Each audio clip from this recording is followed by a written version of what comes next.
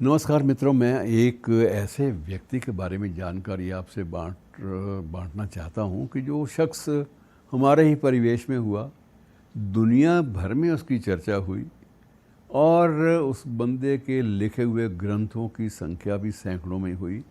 उसने 20 देशों की यात्रा की और जो बंदा बहुत ही हंसमुख और आकर्षक और विनम्रता और शालीनता से भी भरा हुआ था, लेकिन साथ साथ खुले ख्यालों का भी था।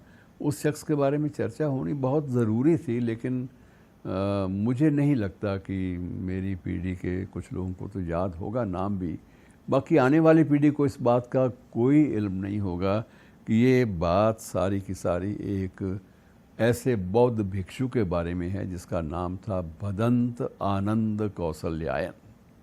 भदंत आनंद कौसल्यायन ये कौन था, मैं आपको थोड़ा सा आपसे जिक्र में बांट लेता हूँ। उनका नाम जो था भदंत आनंद का, वो खत्री परिवार से था और नाम था हरि नामदास।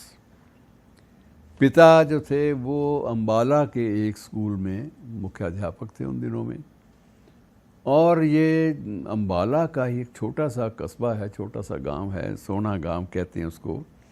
सोहना गांव, उस गांव में ये पैदा हुए श्रीमान जी। और शुरुआती दौर में ही विरक्ति सी हो गई। विरक्ति तब हुई जब उनको एक अपने जैसा फ़कीर किस्म का आदमी मिल गया, और वो फ़कीर किस्म का आदमी कौन था? राहुल सांकृत्यायन। राहुल सांकृत्यायन को ये माना जाता है कि विश्व में जितना पैदल वह व्यक्ति चला, बाबा नानक जी के बाद कोई भी ऐसा व्यक्ति इतिहास में नहीं मिलता जो इतना ज़्यादा पैदल चला हो। और राहुल सांकृत्यायन सिर्फ ये मैदानी इलाकों में नहीं चले, वो तिब्बत भी गए और पहाड़ी क्षेत्रों से भी। सिर्फ एक ही सनक थी कि जहाँ जहाँ जो भी हस्तलिखित पांडुलिपियाँ, मैन्यूस्क्रिप्ट्स मिल जाएं, सबको अपने देश में ले आऊँ। और यही जो काम था ये उनके साथ ही शुरुआत हो गई थी भदंत आनंद कौसल्यायन की भी, उर्फ हरि नामदास की भी। तो इसने भी मामला यही छेड़ लिया। ये बौद्ध भिक्षु बन गए श्रीमान जी, और गेरुआ वस्त्र और वही बौद्ध भिक्षुओं वाला जो ताना बाना है उसके मुताबिक ज़िंदगी बसर करते थे। और मेरी इनसे मुलाकात इत्तफाकन संयोगवश वर्धा में हुई थी। वहाँ एक राष्ट्रभाषा प्रचार समिति का अधिवेशन था, और ये उसके उन दिनों में प्रधानमंत्री का पद होता था जनरल सेक्रेटरी के लिए। तो उसके प्रधानमंत्री थे राष्ट्रभाषा प्रचार समिति वर्धा के, और बड़ा दबदबा था क्योंकि उस समारोह की मुझे याद है कि उस समारोह का उद्घाटन लाल बहादुर शास्त्री जी ने किया था। लाल बहादुर शास्त्री जी उन दिनों देश के गृह मंत्री थे, तो उनके साथ बहुत सारा ताना बाना, बहुत सारे सरकारी कारिंदे, अफसर, अधिकारी, सभी लोग वहाँ पहुँचे हुए थे। वैसे भी उसका जिक्र संस्थान का काफ़ी ज़्यादा होता था। भदंत आनंद कौसल्यायन श्रीमान जी क्योंकि प्रधानमंत्री थे, प्रधानमंत्री का मतलब देश के प्रधानमंत्री नहीं बल्कि उस संस्थान के मुखिया थे। इन्हें वे एक तरीके से वो उसके प्रधान थे या महासचिव कह लीजिए।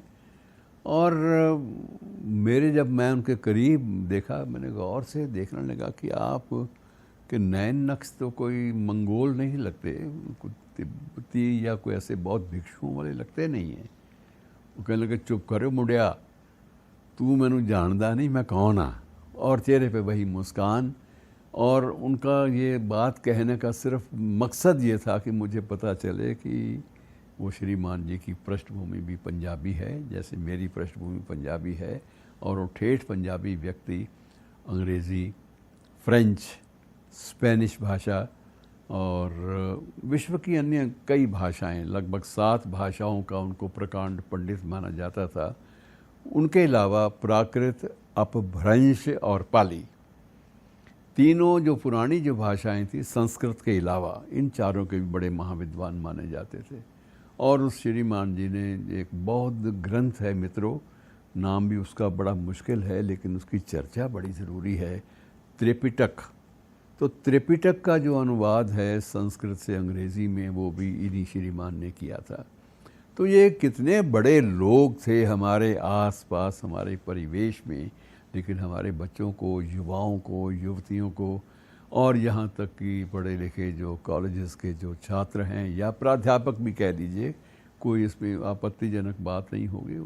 2-4 प्राध्यापक होंगे मेरे जैसे सिरफिरे जिनको ये नाम याद होगा, लेकिन वैसे सामान्य रूप से इनका जिक्र एक इतिहासकार के रूप में, एक साहित्यकार के रूप में नहीं होता।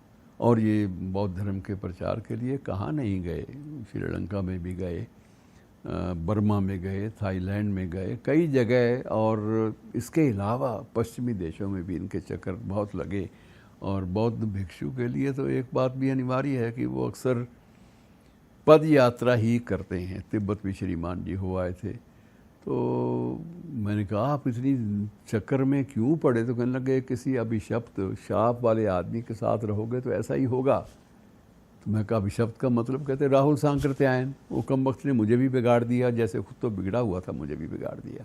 तो एक प्रकार से एक जीवंत जीवट वाले व्यक्ति हमारे परिवेश में हुए हैं मित्रों, इनको कभी कभी याद कर लेना चाहिए। शुक्रिया।